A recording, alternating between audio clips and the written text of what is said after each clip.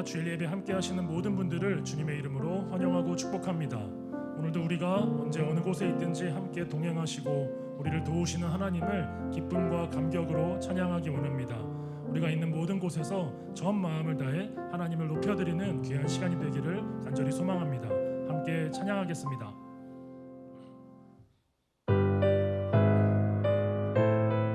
함께 박수치며 찬양하겠습니다. 내가 매일 기쁘게 술래기는 나를 주의 발을 안보하며 주의 굴복을 받는 참을 위하여 주의 영이 한 번 더 찬양합니다. 내가 매일 기쁘게 술래기는 나를 주의 발을 안보하며 주의 굴복을 받는 참을 위하여 주의 영이 함께하시. 성령이 계시네, 성령이 계시네, 할렐루야 함께하시네. 좋은 길을 걸으며 밤낮 기뻐하는 것 주의 영이 함께하네. 죄에 빠져서 평안함이 없을 때 예수 십자가의 공로를 믿어 그 아래 엎드려 잠든 평안을 주의 영이 함께하니. 성령이 계시네, 성령이 계시네, 할렐루야 함께하시네. 좋은 길을 걸으며 밤낮 기뻐하는 것 주의 영이 3절 찬양하니. 나와 동행하시고 모든 감당하시니 나는 숲의 새와 같이 기쁘다. 내가 기쁜 마음으로 주의 뜻을 행함을 주의 영이 함께하시. 성령이 계시네, 성령이 계시네, 할렐루야 함께하시네. 길을 걸으며 밤낮 기뻐하는 것 주의 영이 함께하니. 세상 모든 영광과 나의 모든 영광을 십자가에 이미 몫을 박았네. 모든 밤이 지나고 무거운 짐 벗으니 주의 영이 함께하니. 세상 모든 정욕과 나의 모든 욕망을 십자가에 이미 몫을 박았네. 모든 밤이 지나고 무거운 짐 벗으니 주의 영이 한 번 더 선포하겠습니다. 세상 모든 정욕과 나의 모든 욕망을 십자가에 이미 몫을 박았네. 모든 밤이 지나고 무거운 짐 벗으니 주의 영이 함께하니. 성령이 계시네, 성령이 계시네, 할렐루야 함께하시네.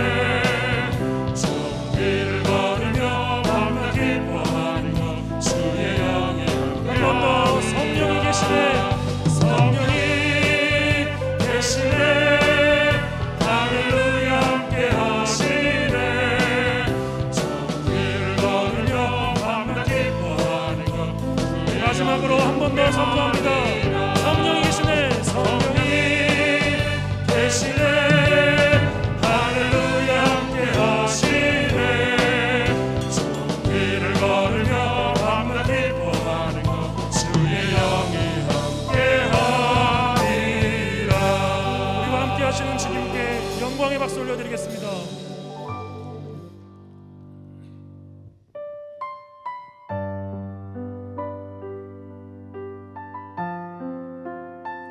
우리를 자유케 하시고 회복케 하시는 주님의 사랑을 함께 노래하겠습니다.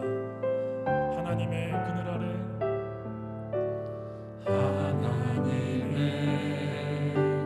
그늘 아래 내 모든 것 다 내려놓고 나 잠잠히 주를 묵상하네. 그 놀라우신 은혜 끝이 없는 주의 사랑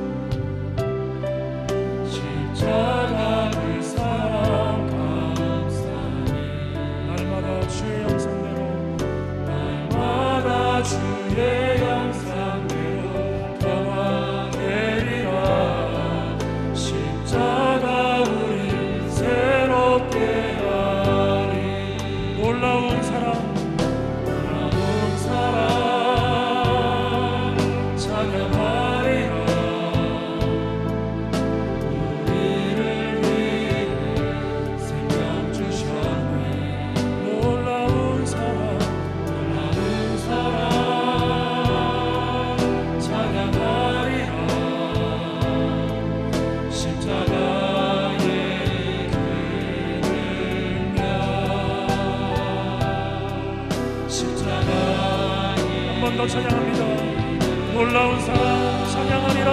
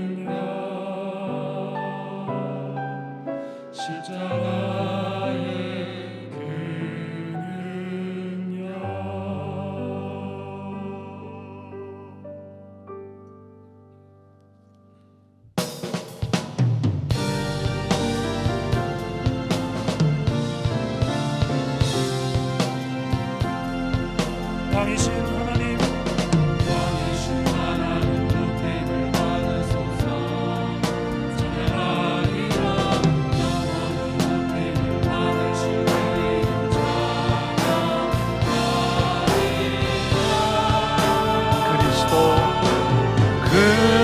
그리스도 진리로 다스리네. 기뻐하라 땅이여 찬양하라. 거룩하신 그 이름 높이리라. 거룩하신 그 이름 높이리라. 거룩하신 그 이름 높이리라. 아멘. 할렐루야. 존귀한 은혜 공동체 모든 동역자 여러분, 여러분을 뵙지 못한 지 많은 시간이 지나갑니다마는 하나님의 회복의 때를 기대하며 늘 간구하고 있습니다. 하나님께서 주시는 그 회복의 때에 우리가 전 마음으로 함께 모여서 예배할 수 있는 그 소중한 은혜의 시간들이 좀 더 신속하게 다가오기를 함께 기도해 주기 바랍니다. 오늘 8월 22일 거룩한 주일, 여전히 비대면이지만 우리의 전 마음을 다해서 살아계신 하나님 앞에 영광스러운 주일 예배 올려드리겠습니다.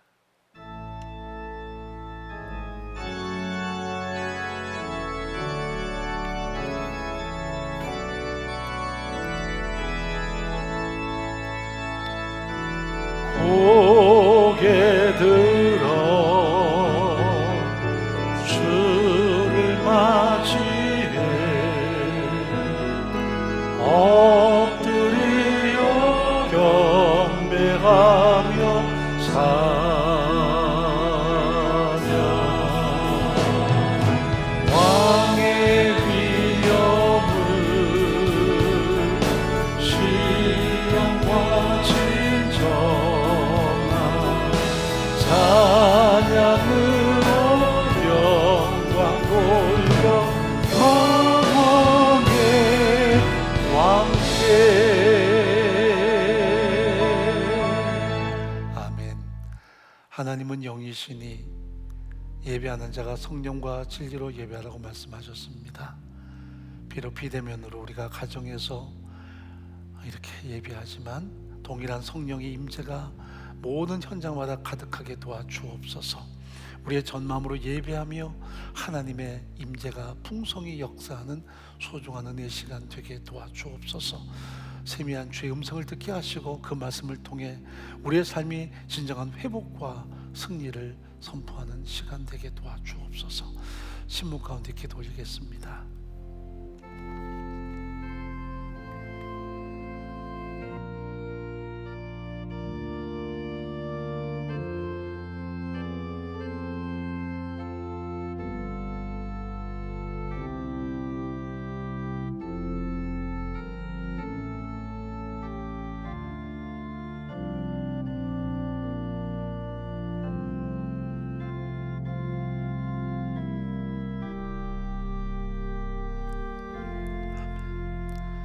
사도신경으로 신앙 고백합니다.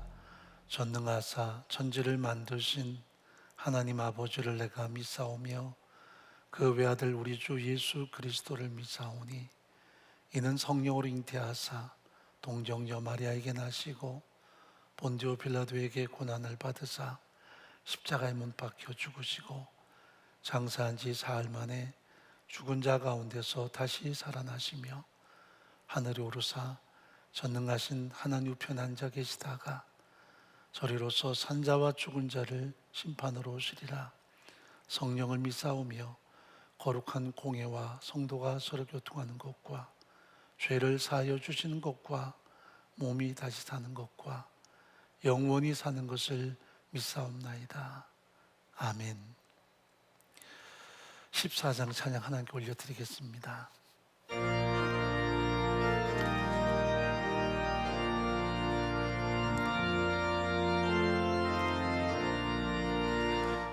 구세주를 아는 이들 찬송하고 찬송하세. 마음과 뜻과 인다하여 경매 드리세. 주를 알지 못한 이들 주가 친히 인도하사 그의 피로 구속하니 찬송할지라. 약한 사람 도움받아 시험 중에 삼게 되니 모든 죄를 이길 힘은 믿음뿐이라. 진리 대신 우리 주는 영원토록 변함없네. 성도들아 주를 믿어 길이 섬기세. 아멘. 우리의 유일한 소망 되시는 하나님 아버지, 죄와 허물로 죽었던 우리를 창세전부터 선택하시고 구원의 은혜를 주시기 위하여 예수 그리스도를 이 땅에 보내셔서 십자가의 순종을 통하여 하나님의 자녀 삼아주심에 감사드립니다. 코로나로 인하여 한 달 이상 대면 예배를 드리지 못하는 상황 속에서도 오늘 이 시간 온라인이라도 하나님 앞에 나와 감격과 감사로 하나님을 송축하며 예배드리게 하심에 감사드립니다. 이 시간 성령과 진리의 예배, 하나님만 높여드리고 영광 받으시는 존귀한 예배가 되게 하여 주시옵소서. 지난 한 주간도 코로나라는 현실을 뛰어넘어 오직 하나님만 바라보고 함께 하시는 하나님을 신뢰해야 함에도 불구하고 눈앞의 코로나 상황에 매이고 절망하며 내 힘으로 살아가려고 했던 모습을 이 시간 회개합니다. 하나님 아버지, 2021년 여름 코로나로 인하여 확진자가 2,000명이 넘는 쉽지 않는 시간을 보내고 있습니다. 백신으로 인하여 희망을 품었지만 변이 바이러스로 인하여 언제 끝날지 모르는 상황에서 오직 이 땅의 치료자이신 주님을 바라봅니다. 이 땅에 만연한 코로나의 온전한 종식을 바라며 다시 모든 동역자들이 모여 대면 예배 가운데 하나님을 송축하는 그날이 속히 다시 오기를 소망합니다. 그때까지 하나님의 영광을 바라며 즐거워하고 인내하게 하옵소서. 코로나가 1년 6개월 동안 장기간 계속됨으로 인하여 경제적으로 육체적으로 어려움을 겪는 많은 분들이 있습니다. 그분들을 위로하시고 회복을 통하여 기쁨을 노래하게 하옵소서. 하나님 아버지, 우리 교회 동역자들이 한 마음으로 하나 되어 이 어려운 시기를 잘 견디고 서로 돌아보아 사랑을 베풀게 해 주심에 감사합니다. 주일학교와 학생부, 송독 청년부가 코로나로 인한 비대면 상황 속에서도 온라인으로 여름 수련회를 은혜 가운데 마치게 하심에 감사드립니다. 앞으로 진행될 미들청, 드림청 수련회 가운데 하나님의 은혜와 인도하심이 가득하기를 원합니다. 존귀한 공동체를 감동과 열정으로 섬기시는 목사님을 영육간에 강건하게 하옵시고 오늘 말씀을 전하실 때도 온전히 붙들어 주시옵소서. 오늘 이 시간 목사님을 통하여 들려주시는 하나님 말씀을 온 마음으로 경청하게 하옵시고 말씀에 온전히 반응하고 순종하는 삶이 되기를 원합니다. 우리를 사랑하셔서 우리를 구원하신 예수 그리스도의 이름으로 기도합니다.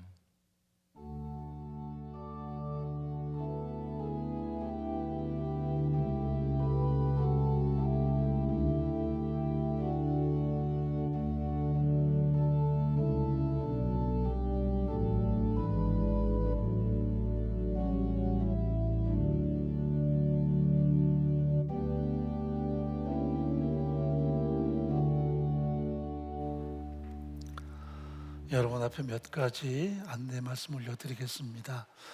은혜공동체는 지금껏 수도권 지역의 사회적 거리두기 4단계 방역 지침을 준수해서 선제적으로 예배를 현장에서 드리지 못하고 있고요. 지금도 이제 많은 교회들이 10% 이내에 혹은 99명 이하로 예배를 하는 경우도 있습니다만 저희는 지금까지 여전히 현장 예배는 절제하고 있습니다. 다만 다음 주부터 조금의 변화가 있다는 것 꼭 기억해 주시기 바랍니다. 다음 주부터는 현장에서 99분까지 우리가 함께 모여서 예배할 수 있는 준비를 하게 될 텐데 필수 예배 요원 이외에 참석하시는 분은 사실상 80분 이내가 될 것입니다. 그래서 한 가지 여러분에게 안타깝지만 백신 접종을 완수하신 분들만 참여가 가능하다는 것 꼭 기억해 주시고요. 우리 모두가 백신 접종에 함께 적극적으로 동참해 주시기 바랍니다. 다음 주부터는 일부부터 시작해서 모든 예배가 회복되는데 이번 주간에 특별히 이제 여러분들이 백신 접종하신 분들은 지원을 하셔야 됩니다. 그래서 예배의 인원에 좀 탄력적으로 우리가 점검을 해서 1부는 7시, 2부는 9시, 3부는 11시, 그리고 4부 송도 같은 경우는 사실 대면 예배가 쉽지 않은 상황이기 때문에 그곳에서는 비록 비대면이지만 영상으로 송출해서 현장 예배가 진행되도록 해보겠습니다. 그리고 오후 예배는 우리 청년들이 좀 많이 참여하는데 인원에 의해서 탄력적으로 진행 여부를 공지하도록 하겠습니다. 또 당분간 여전히 새벽과 수예배는 온라인으로 진행이 되고요. 주일 저녁도 마찬가지입니다. 이번 주부터 주일 오후 4시 유튜브로 순장반이 진행이 되고요. 모든 사랑방이 개강이 되지만 다 비대면입니다. 여러분들이 서로 사랑과 격려와 또 기도를 함께 나누는 소중한 시간 되기를 바랍니다. 모든 새가족 모임도 비대면으로 진행이 되고요. 교육부서도 지금 모든 예배가 비대면으로 유튜브 채널을 통해서 연령별로 진행되고 있습니다. 또 예배 후에는 학생들과 선생님들 간의 줌을 통해서 화상 교육이 진행이 됩니다. 그래서 여러분들이 잘 연결시켜 주시기 바랍니다. 또 2021년도 하반기 청년 비전 장학금 수여식은 오늘 진행합니다. 대상 인원은 109명이고요. 장학 금액은 1억 1,150만 원이 제공되겠습니다. 그래서 모든 자금 수여는 비대면으로 개인 계좌로 입금할 것이고요. 또 아울러서 추후 장학생 선발을 또 계속해서 하게 될 예정입니다. 모든 수련회가 비대면 가운데 진행이 됐고요. 은혜 가운데 잘 이루어졌습니다. 이번 주간에는 미들청 그리고 앞으로 드림청 수련회가 계속 진행되는데 역시 비대면입니다. 여러분의 기도와 격려를 바랍니다. 또 모든 자세한 공지사항은 온라인 주보와 부서별 공지를 꼭 확인해 주시기를 바랍니다. 이제 하나님께 우리 연보려 드릴 때 김한기 집사님 피아노 연주하겠습니다. 따뜻한 박수로 맞으시기 바랍니다.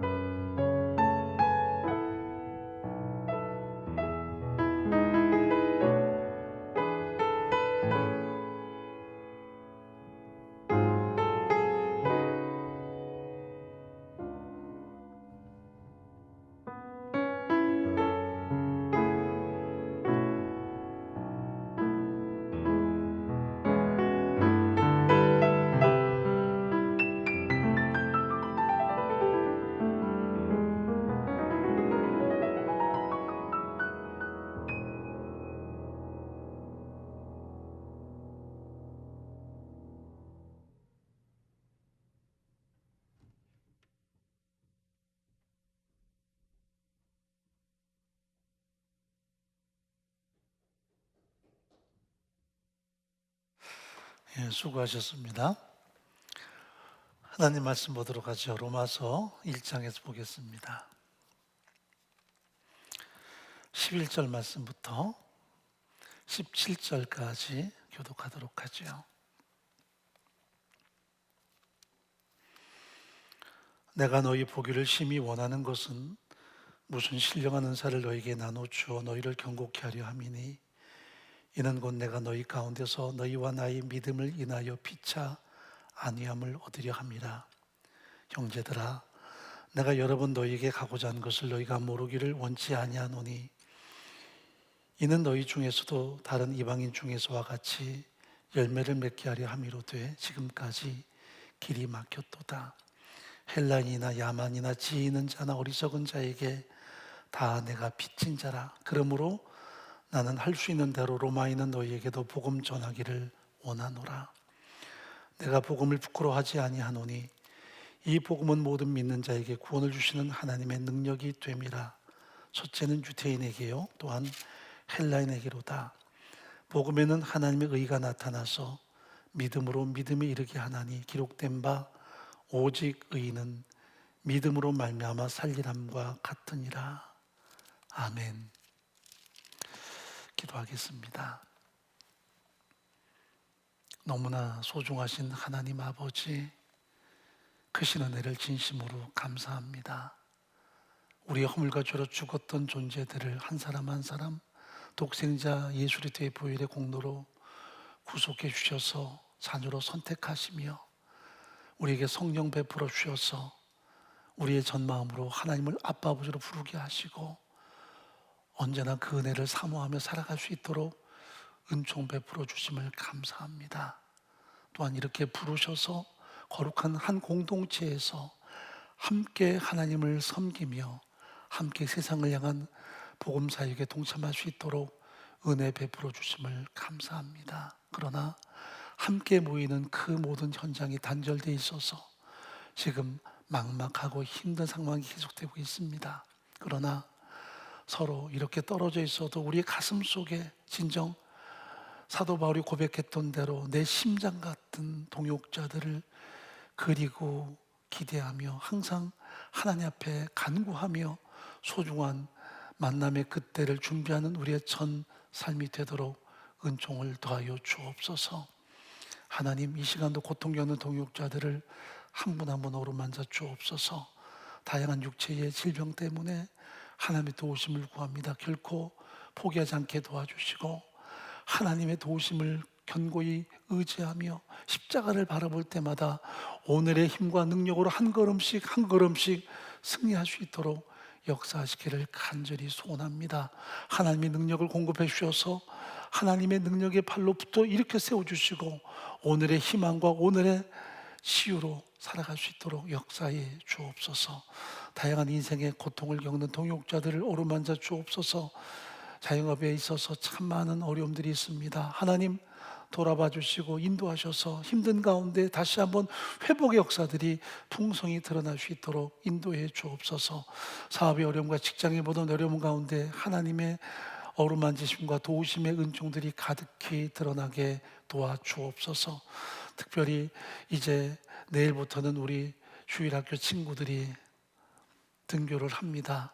모든 상황에서 지켜주시고 철저하게 보호하시는 하나님의 도우심을 경험하게 하시고 지혜롭고 명철하게 하셔서 하나님의 은혜 가운데 이 어려운 때를 잘 슬기롭게 헤쳐나갈 수 있도록 은총을 더하여 주옵소서. 하나님, 예배하며 우리의 전 마음을 올려드립니다. 드린 손길마다 은혜와 복을 가득히 베풀어 주옵소서. 지경을 넓혀주시고 주의 강한 손으로 도우셔서 모든 삶의 현장마다 세밀한 주의 도우심의 은총들이 가득히 드러나게 도와주옵소서. 사업을 또 직장을 생업을 복주시고 우리의 다음 세대가 우리의 상급될 수 있도록 은총을 더하여 주옵소서. 이런 어려움 가운데서도 하나님의 주권을 선언합니다. 하나님의 공급에 대한 감사함으로 결코 우리가 물질의 노예가 아님을 선포함으로 이 자유함으로 드림에 참여했습니다. 모든 성도들의 손길마다 하나님의 은혜와 복을 가득히 베풀어 주셔서 하나님의 역사와 기적들이 풍성히 드러나도록 도와주옵소서.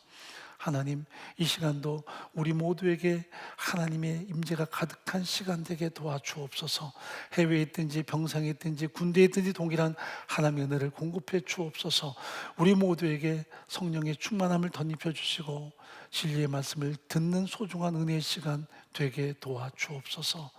말씀 전하는 부족한 종을 붙드셔서 언제나 하나님을 의지하며 신실하게 말씀 앞에 서는 소중한 사명 잘 감당하게 도와주옵소서. 예수님의 이름으로 간절히 기도옵나이다. 아멘. 로마서의 총 주제는 바로 복음입니다. 복음이란 말은 유앙겔리온이라는 헬라 말을 가지고 있는데요. 기쁜 소식, 좋은 소식, 복된 소식의 의미가 담겨 있습니다. 죄인인 우리를 구원하기 위해서 독생자 예수를 보내주신 이 놀라운 소식이 바로 그 복음의 핵심적인 내용이죠. 그래서 수많은 사도들은 이 기쁜 소식을 전 세계에 전하기 위해서 정말 열심을 다했습니다.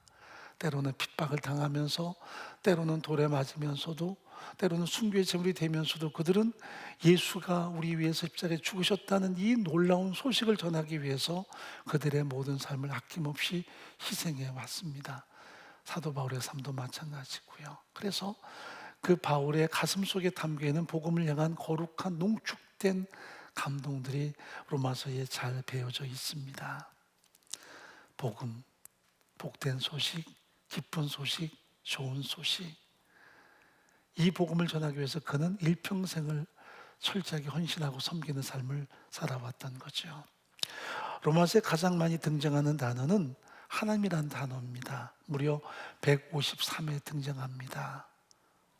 그러므로 하나님께서 우리에게 주시는 가장 소중한 은혜가 뭘까? 축복이 뭘까? 그것은 복음이라고 사도 바울은 설명하고 있습니다. 우리를 구원하실 그 모든 복음의 계획은 하나님의 가슴에서 출발했다는 것을 사도 바울은 우리 앞에 설명합니다. 아가피모 카르디아모, 내 사랑, 내 심장이란 뜻인데요, 바로 하나님의 심장에서 나오는 것이 유앙겔리온, 복음이었습니다. 거기에는 나 같은 죄인을 위해서 독생자 예수 그리스도를 이 땅에 보내주실 뿐 아니라 아무런 죄 없는 그 독생자 예수 그리스도가 십자가에 처절하게 죽기까지 나를 사랑하신 하나님의 사랑이 고스란히 담겨져 있습니다. 그것이 복음입니다. 죄인인 나를 사랑하셨다. 그래서 아낌없이 독생자까지도 희생하셨다. 그 대가집을 하시고 나를 죄로부터 건져내시고 나를 하나님의 자녀로 상속자로 삼으셨다. 또한 우리에게 성령을 보내주셔서 그 성령의 도우심으로 말미암아 이 모든 하나님의 은혜를 믿게 하시고 우리 입술로 그 하나님을 아빠, 아버지로 부르게 하셨다라는 것이 로마서가 우리에게 말씀하는 복음의 핵심적인 내용이라는 것을 분명히 사도 바울은 드러냅니다. 그러므로 하나님의 가슴을 이렇게 기울여 들을 때마다 우린 거기서 복음의 감동을 경험합니다. 나를 사랑하시는 하나님의 사랑의 깊이와 넓이와 높이와 길이를 알게 됩니다. 하나님의 가슴이 바로 이런 것이구나. 나를 이만큼 사랑하시는구나. 그것이 바로 복음이요, 복음의 핵심은 나 위에 십자가에 생명대에 놓으시는 예수 그리스도의 희생이라는 것을 성경은 분명히 말씀합니다. 이 복음의 감동 때문에 바울은 일평생 동안 핍박을 당하면서도 복음을 전하기에 힘썼습니다. 그가 다메섹 도상에서 부활하신 예수를 만납니다. 그 전까지는 그는 복음의 대적자였고 예수를 향한 핍박자였습니다. 그러나 부활하신 예수께서 그에게 임재하셔서 사오라 사오라 네가 왜 나를 핍박하느냐? 주여 니시옵니까? 나는 네가 핍박하는 나사렛 예수다. 눈이 멀고 앞을 보지 못해서 며칠 동안을 그는 어둠 속에서 헤매이지만 그때 깊이 경험했을 것입니다. 나는 핍박자였는데, 나는 대적자였는데 예수뿐 아니라 모든 믿는 사람을 철저하게 잔해하고 죽임에 앞장서고 그것도 모자라서 다메섹까지 달려가는데 그 부활하신 예수께서 나를 사랑하시다니, 나 같은 죄인의 괴수를 위해 십자가에 생명 내놓으셨다니 하는 이 구원의 감동이 그의 삶을 완전히 뒤바꾸는 원동력이었던 거죠. 그는 비록 눈은 멀지만 가슴으로 하나님의 가슴을 체험합니다. 십자가를 경험합니다. 그렇기에 그 감격과 감동으로 일평생 복음을 위한 헌신의 삶을 살아갔던 것입니다. 그러므로 15절에 보면 사도 바울이 로마를 왜 가고 싶어 하는가에 대한 자신의 심정이 잘 드러납니다. 읽어보죠. 그러므로 나는 할 수 있는 대로 로마에 있는 너에게도 복음 전하기를 원하노라. 그들에게 이 복음을 전하고 싶었습니다. 나 같은 죄인에게 임하신 예수의 십자가의 죽으심과 부활, 나 같은 것을 사랑하신 하나님의 끝없는 사랑, 그 십자가를 통해 드러나는 하나님의 사랑의 가슴을 그들에게 함께 전하며 그것을 공유하고 싶은 바람이 바울의 가슴 속에 존재했습니다. 이것은 믿지 않는 자들에게만이 아니었습니다. 믿지 않는 자에게도 바울은 끊임없이 복음을 전했지만 때로 믿는 자에게도 이 복음을 다시 전함으로 함께 그 감동을 공유하고 싶은 거룩한 바람이 있었다는 것을 우리 앞에 드러냅니다. 5절부터 7절까지 한번 읽어보죠. 그로 말미암아 우리가 은혜와 사도의 직분을 받아 그 이름을 위하여 모든 이방인 중에서 믿어 순종케 하나니 너희도 그들 중에 있어 예술이 된 것으로 부르심을 입은 자니라. 우리가 이렇게 사도가 된 것, 내가 믿음의 사람이 된 것 다 은혜죠. 원래 이방인이었는데 철저하게 십자가의 원수였는데 대적자였는데 나 같은 것에게 그 은혜가 임해서 먼저 믿게 하시고 이 믿는 우리를 통해서 이 복음을 전하게 하시는 그 자체가 바울의 가슴 속에는 바로 감동이었던 것입니다. 그래서 그는 쉬지 않고 이 복음의 최전선에 서 있었던 것입니다. 그래서 바울은 믿지 않는 자에게 복음을 증거하면서 그들을 구원하기 위해서 무던히도 애썼고요. 이제는 믿는 자들을 향해서도 이 복음을 함께 나누면서 하나님이 내게 베푸신 그 깊은 사랑의 가슴을 함께 공유하고 함께 감동하고 싶은 열망들을 우리 앞에 잘 드러냅니다. 우리가 예배가 단절되고 서로 간에 모임이 단절되어 있습니다. 그래서 때로 고독하기도 하고요, 힘겹기도 합니다. 그러나 때로 무릎 꿇을 때마다 정말 아무것도 아닌 나 같은 존재를 사랑하신 하나님의 사랑의 가슴에 귀를 기울여야 되고요, 때로 고독하고 힘들 때에 세상의 소리가 다 차단되고 심지어는 좋은 동역자들의 소리도 다 차단돼도 침묵 속에서 하나님의 사랑의 가슴에 귀를 기울여 보는 그런 신앙의 자세가 참 중요함을 우리는 경험할 수 있어야만 합니다. 이것이 사도 바울의 삶의 동력이었습니다. 무던히도 핍박을 많이 당하고 끊임없이 고통스러운 삶의 현실 앞에 서 있을 때마다 그는 현실 때문에 복음의 동력을 공급받지 않았습니다. 언제나 자기를 향한 하나님의 사랑, 그 사랑의 깊이를 끊임없이 경험하고 아가피모 가르디아모, 내 사랑 내 심장, 하나님이 그렇게 말씀하시는 음성을 들으면서 자기 심장 속에 그 사랑을 채우고 다시 한번 복음을 위한 헌신의 삶을 결단했던 것이 바울의 진정한 삶의 면모였던 것입니다. 바울은 왜 이렇게까지 로마에 있는 교인들에게 복음 전하기를 힘썼을까요? 그 중에 구원은 오직 은혜로 주어지는 선물임을 확증시키기 위한 그의 바람이 담겨 있습니다. 어떤 종교성이 아니에요. 어떤 인간의 공로도 아니에요. 오직 하나님의 은혜로 말미암아 주어지는 선물이 구원이다. 율법을 지키는 것도 아니고 할례를 받는 것도 아니라 온통 하나님이 내게 준비하신 그 선물을 아무런 대가집을 없이 받아들이는 것이 은혜요. 그 은혜의 완성은 바로 구원이라는 것을 그들에게 잘 격려하기 위해서 그들을 만나고 싶어 합니다. 자, 11절 말씀 읽어보죠.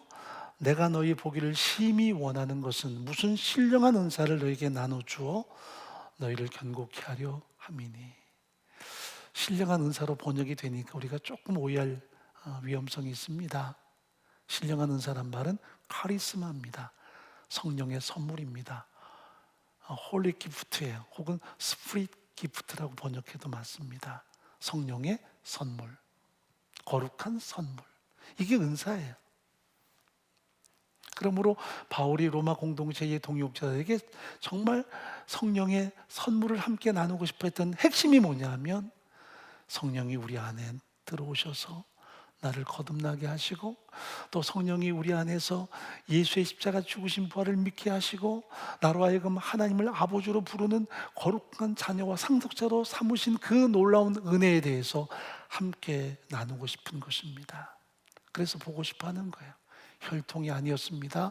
그들의 어떤 육체의 열매도 아니었습니다. 종교성도 아니에요. 인간의 공로도 아니었습니다. 오직 하나님의 은혜로 주어주신 그 선물을 나누고 싶은 거죠.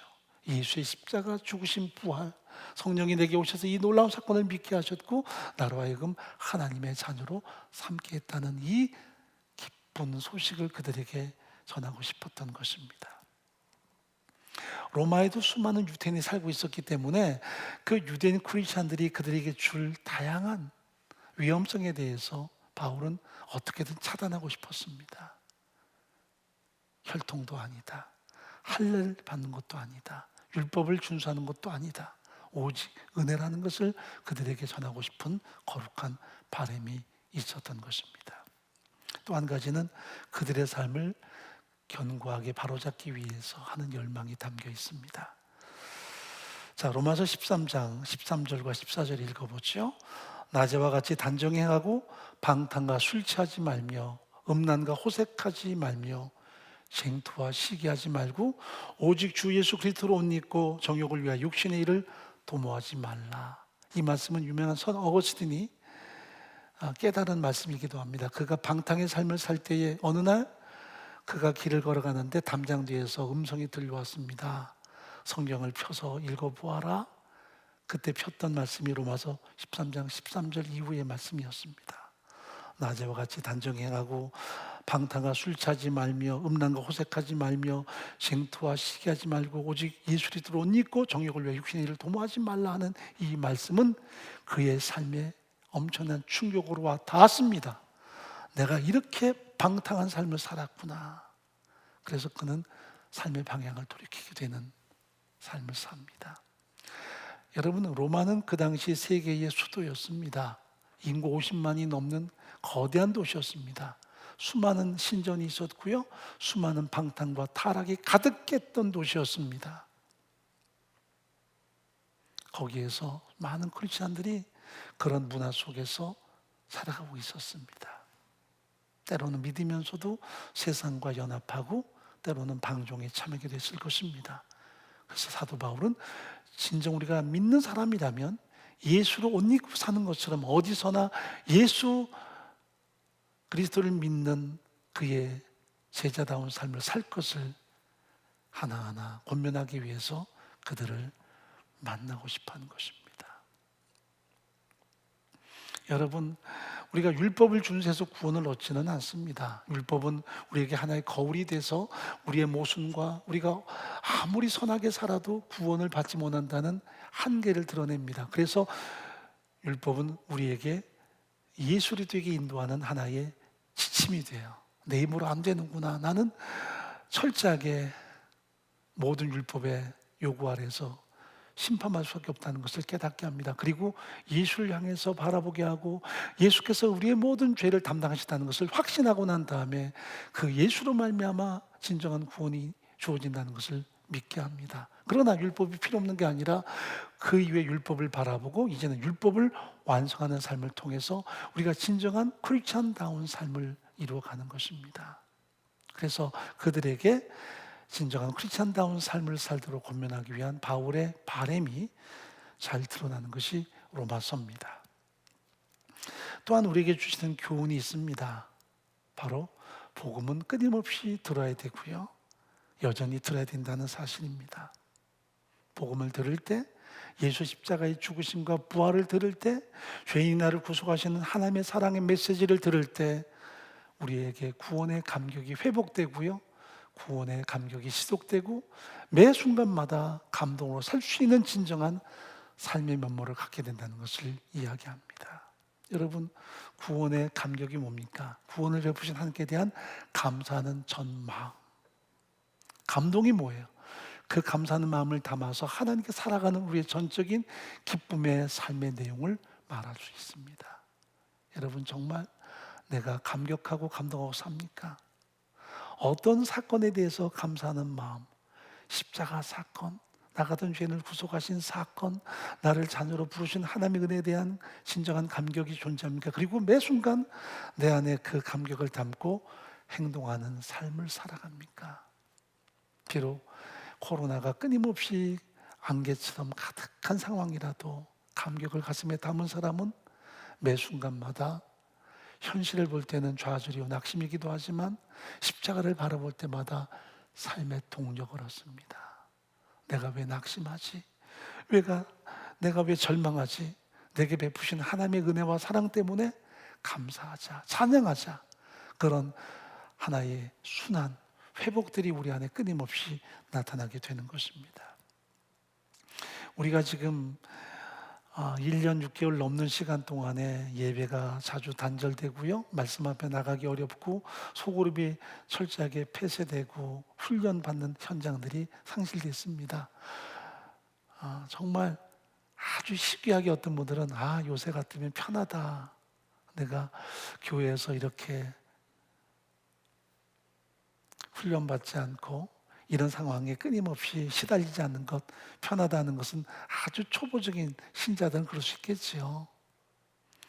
요새 왜 매일마다 찾아오던 그 은혜의 교회 집사님이 내게는 안 오지? 코로나 때문에 안 오지? 아이고, 교회가 저 끊임없이 나를 성가시게 했는데 참 잘됐다. 그런 분들은 아직도 세상 사람이지만 적어도 믿는 우리는 이런 시간들이 참 힘든 이유가 뭘까요? 말씀에 대한 거룩한 바람, 예배에 대한 사모함, 헌신과 섬김에 대한 거룩한 열정들이 자꾸 차단되기 때문입니다. 그러다 보면 처음에는 우리가 어쩔 수 없이 시류에 떠밀려 가지만 점점 나도 모르는 사이에 우리가 영적으로 퇴보되고요, 영적으로 점점 침체된 상황을 벗어나기가 어렵습니다. 이런 어려운 상황에도 영적으로 충만할 수 있고요, 이런 상황에서 침체될 수도 있는 양면성 우리에게 존재합니다. 여러분, 구원의 감격도요, 우리에게 주신 하나님의 은혜지만 그러나 하나의 문제들이 있습니다. 복음을 깨닫지 못하면 구원의 감격을 누리지 못해요. 교회를 많이 다녔어도 이 복음이 뭐냐? 예수 십자가의 사건이 왜 필요한 것이냐? 내가 어떻게 하나님의 자녀가 되는가에 대한 확실한 신뢰가 없으면 구원의 감격 우리 안에 생성되기 어렵습니다. 또 한 가지는 오래 가면 식을 수 있어요. 오래 가면 우리가 구태의연하게 습관적으로 살다 보면 식어요. 그래서 많은 크리스찬들이 왕년에는 막 감동이 있었다고 하는데 지금은 그냥 교회 다녀요, 그러는 분들이 있어요. 에베소 공동체에게 계시록에서 하나님이 주시는 책망이 뭔 줄 아십니까? 너의 첫사랑을 상실했다는 지적이었어요. 굉장히 이것은 아픈 지적이었습니다. 한때의 그 사랑을 상실해버렸다. 많은 분들이 이 사랑을 자꾸 인간적인 사랑으로 연계를 시켜요. 부부 생활도 처음엔 뜨거웠지만 갈수록 그냥 대면되면 사는 거 아닙니까? 신앙생활도 처음엔 뜨거웠다가 그냥 대면되면 사는 거예요. 여러분, 그것은 신화입니다. 진리가 아닙니다. 우리의 핑계요 변명입니다. 부부 사이도 100년을 살아서 여전히 가슴이 뜨겁게 살 수 있고요, 설령 그 부분이 어렵더라도 복음에 대해서만은 우리가 매 순간 100년을 믿었어도 여전히 가슴이 저미는 감동이 존재해야만 우리가 진정한 크리스천입니다. 항상 십자가 바라보고 그 십자가에 내가 매달려야 되는데 예수께서 아무런 잘못 없이 나의 모든 죄를 담당하기 위해서 죽으셨구나 생각만 해도 우리 마음에 솟구쳐 올라오는 뭉클함이 있지 않습니까?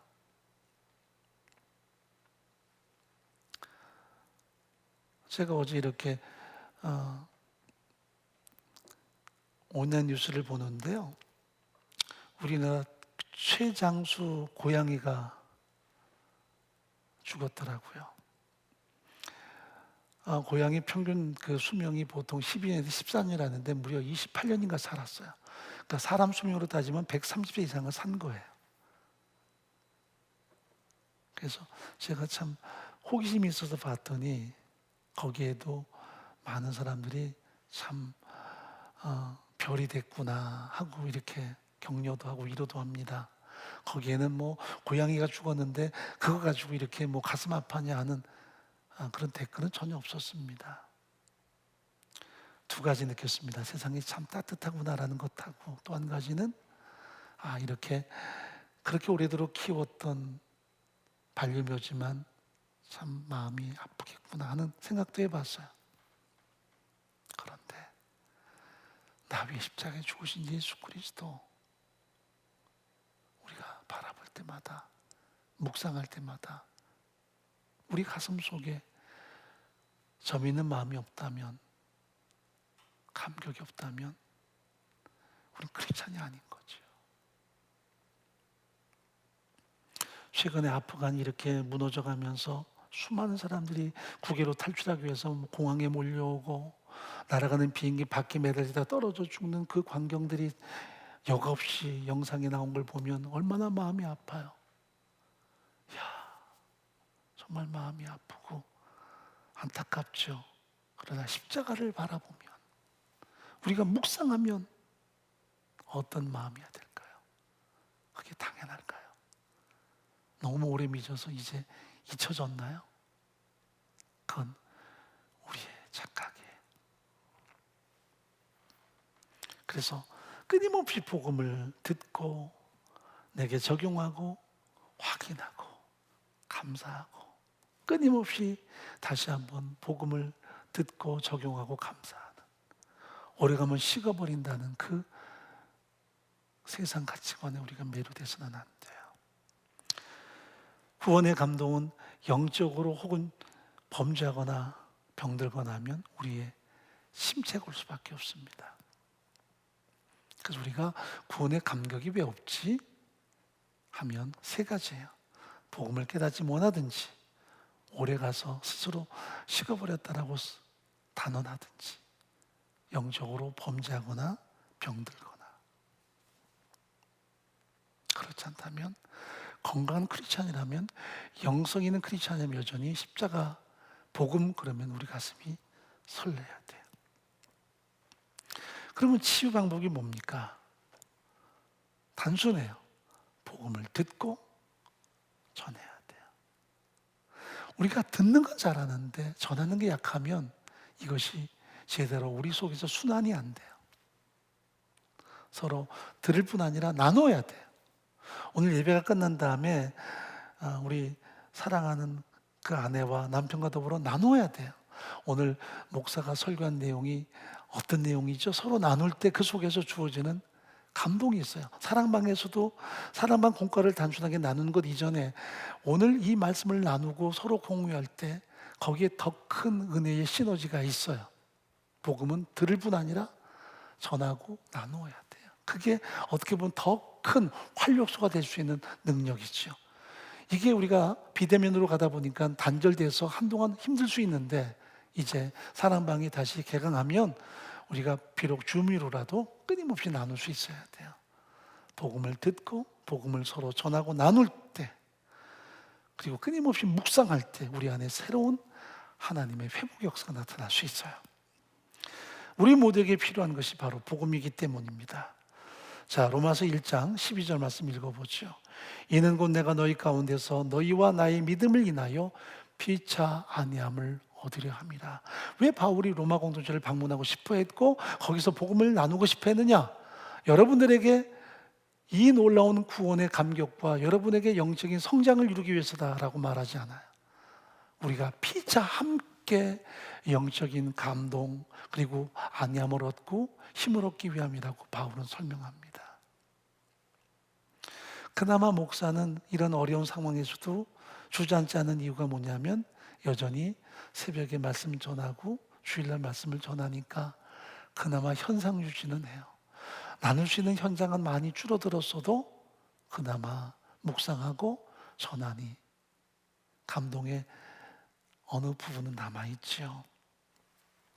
바울은 목회자와 성도, 전 공동체가 복음을 함께 공유할 때 이런 회복과 영적인 부흥의 역사가 함께 할 수 있다는 것을 이야기합니다. 자, 에베소 공동체를 보면 사도 바울이 떠난 다음에 이 공동체는 삽시간에 어려움을 겪습니다. 자, 20장 사도행전 20장 29절 한번 읽어보죠. 내가 떠난 후에 흉악한 이리가 너에게 들어와서 그 양떼를 아끼지 아니하며 또한 너희 중에서도 제자들을 끌어 자기를 쫓게 하려고 어그러진 말을 하는 사람들이 일어날 줄을 내가 아노니 그러므로 너희가 일깨워 내가 3년이나 밤낮 쉬지 않고 눈물로 각 사람을 훈계하던 것을 기억하라. 지금도 내가 너희와 너희를 주와 및 그 은혜의 말씀께 부탁하노니 그 말씀이 너희를 든든히 세우사 거룩하심 입은 모든 자 가운데 기업 있게 하시리라. 사도 바울은 자기가 떠나면서 그들을 부탁하는데 어떤 특정한 사역자들에게 부탁하는 게 아니라 그 주와 은혜의 말씀께 부탁한다 그래요. 주와 은혜의 말씀께. 바울이 그들에게 가르친 게 뭡니까? 예수 그리스도의 십자가 죽으신 부활이었고요, 하나님의 말씀이었습니다. 거기에 그들이 견고히 설 것을 격려하는 것입니다. 여러분, 사역자가 중요한 것은 주 예수 그리스도를 그들에게 드러내고 그 말씀을 가르치게 중요하지 다른 것이 아니거든요. 그러나 그 사역자가 변질돼 버리면 주 예수 십자가의 죽으심과 부활을 가르치거나 그 말씀을 가르치지 않으면 누구나 다 진리에서 떠나고요, 주저앉아 버리고 말아요. 3년 동안이나 바울에게 복음을 들었지만 바울이 떠나가고 더 이상 복음이 그들에게 계승되지 않을 때 니골라당의 교훈에 의해서 그들은 이단에 의해서 아주 혹독한 현실을 겪게 됩니다.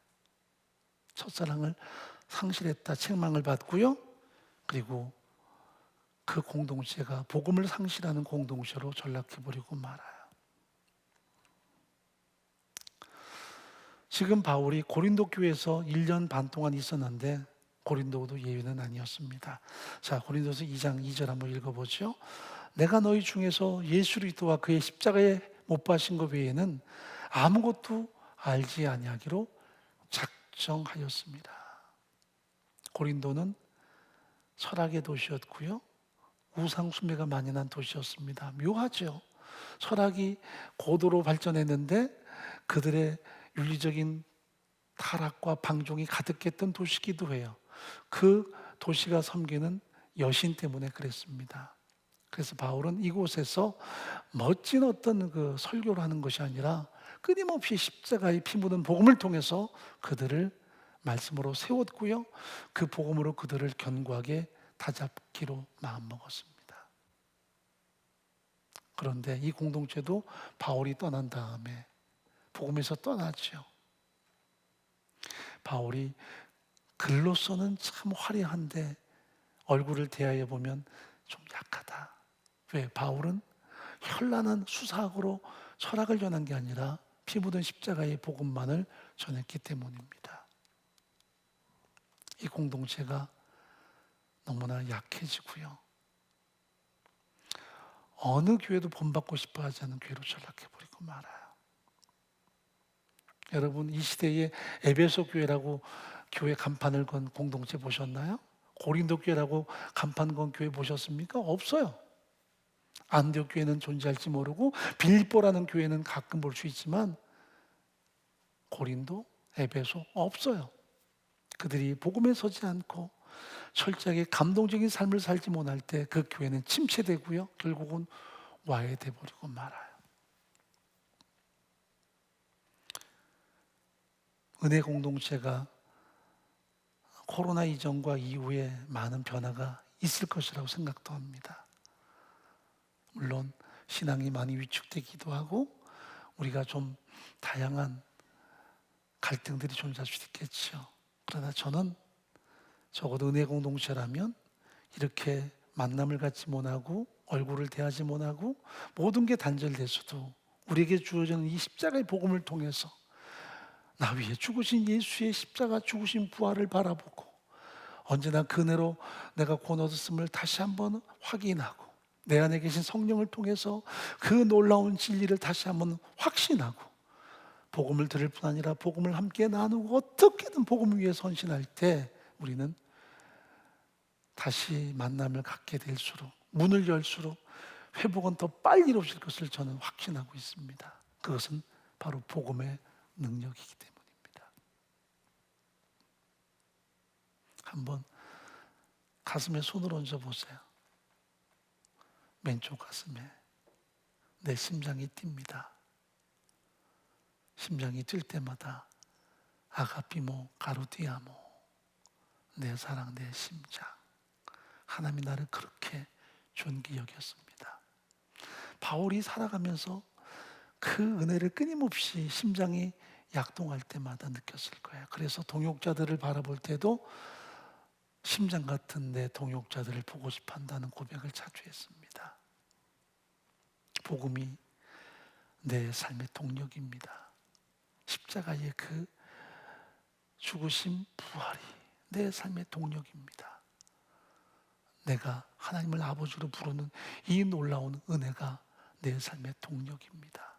삶이 피폐해지고 물질의 어려움이 있고 다양한 인생살이의 고통이 있지만 그러나 나를 살게 하는 동력이 바로 아가피모 가루디아모 내 사랑 내 심장 이렇게 나를 존귀 여기시는 하나님의 사랑 때문입니다. 오늘도 이 소중한 사랑으로 인해서 삶의 희망을 얻고 회복과 승리의 삶을 향해서 우리가 다시 한번 달려나갈 수 있기를 간절히 바랍니다.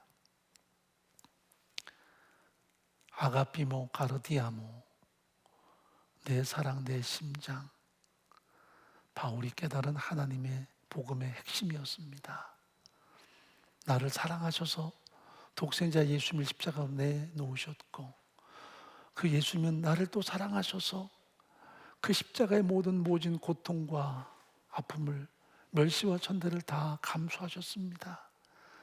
그래서 우리의 모든 죄를 위해서 내어주셔서 생명을 철저하게 상실하시고 다시 살아나심으로 우리에게 하나님의 자녀됨과 영생의 보증이 되셨습니다.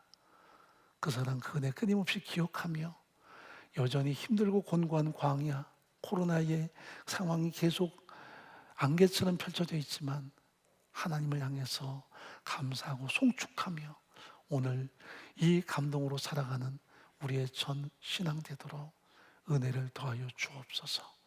예수님의 이름으로 간절히 기도합나이다. 아멘. 예, 우리가 여러 주 동안 은혜를 찬양하는데요. 오늘도 한번 가슴속으로 깊이 이 말씀을 기억하며 찬양하겠습니다.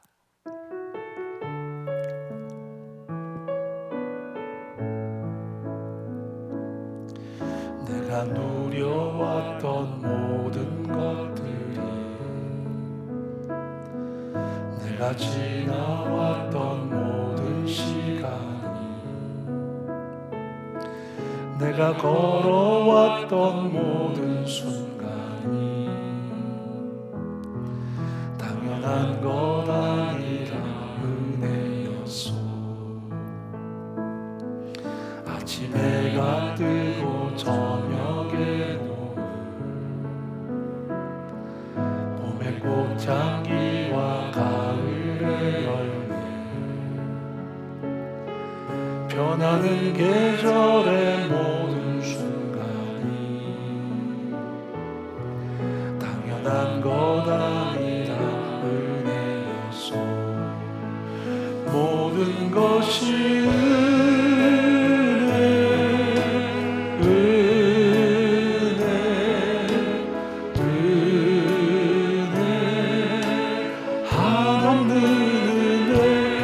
삶에 당연한 건 하나도 없었던 것을 모든 것이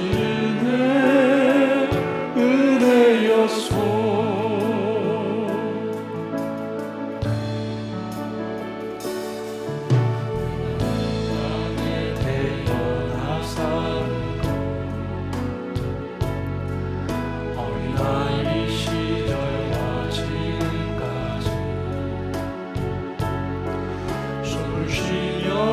주여 꿈을 꾸는 삶 당연한 건 아니라 은혜였소. 우리가 하나님의 자녀로서 오늘 찬양하고 예배하는 삶 복음을 전할 수 있는 축복이 당연한 것 아니라 은혜여소. 모든 것이 은혜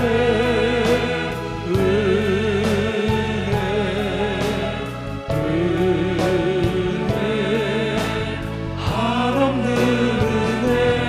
내 삶에 당연한 건 하나도 없었던 것을 모든 것이 은혜였소. 모든 것이 은혜 한없는 은혜.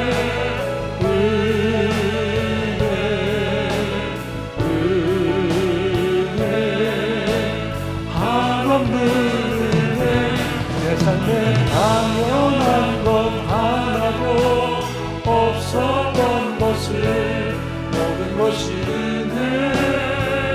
은혜여서. 우리 목소리로만 모든 것이 은혜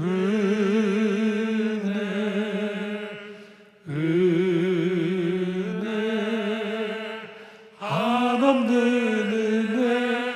내 삶엔 당연한 것 하나도 없었던 것을 모든 것이 은혜였소. 모든 것이 은혜였소. 아멘. 우리 오른손을 왼쪽 가슴에 얹어 보시겠습니까? 심장의 약동이 느껴지는지 모르겠습니다.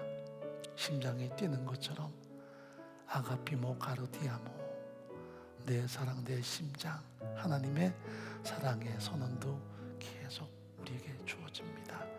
나는 잊고 살 때가 많지만 그 사랑은 여전히 우리에게 가득합니다.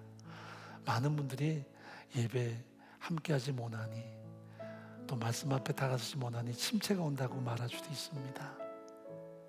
그렇다면 우리의 심장이 한결같이 뛰는 것처럼 우리 안에 성령이 함께 하시고 이 놀라운 복음에 대한 은혜가 가득히 역사하는데 침체라니요. 그것은 어떻게 보면 헛된 신화 같습니다. 우리가 핑계고요, 변명 같습니다. 여전히 아가피모 가르디아모, 사랑은 계속해서 우리에게 공급되기에 그 사랑을 통해서 복음을 듣고 복음을 함께 나누고, 어떤 책으로 어떤 다른 방송으로가 아니라 지금 이 시간도 듣고 함께 나눌 때마다 우리 안에 약동하는 사랑이 있고 하나님의 역사가 있습니다. 기본적인 부분에서 우리가 다시 한번 견고히 서게 하셔서 하나님의 은혜가 가득한 우리의 삶이 되게 도와주옵소서. 아가피모 가르디아모, 내 사랑 내 심장, 주의 음성이 오늘 들려지는 시간 되기 바랍니다. 잠깐 동안 침묵 가운데 기도하지요.